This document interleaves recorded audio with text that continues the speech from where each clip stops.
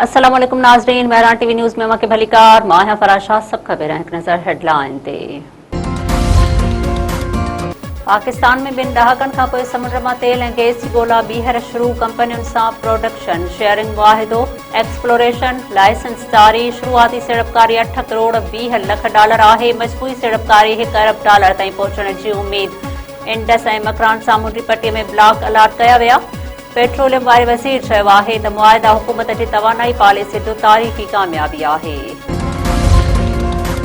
सदर ऐं वज़ीर आज़म चयो आहे त पाक चीन दोस्ती ख़िते में अमन इस्तेहकाम ऐं तरक़ीअ जो अहम बुनियाद आहे। बदिलजंदड़ इलाक़ाई ऐं आलमी हालतुनि बावजूदि ॿिन्ही मुल्कनि हमेशह यकजहतीअ जो इज़हार कयो आहे।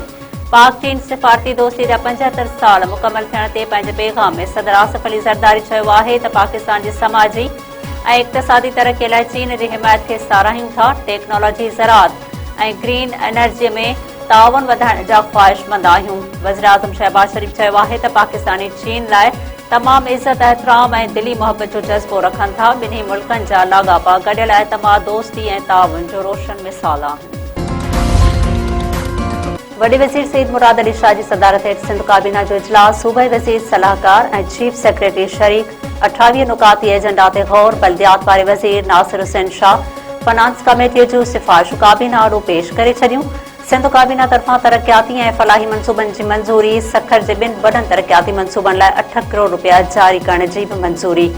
सखर में शहीद बेनज़ीर भुट्टो पार्क खे अपग्रेड करण जो फ़ैसिलो।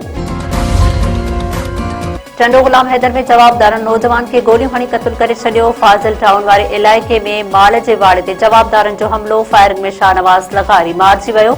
वाक़े बाद जवाबदार फरार, मक़तूल नौजवान जो लाश ज़रूरी कार्रवाई बाद वारसनि हवाले।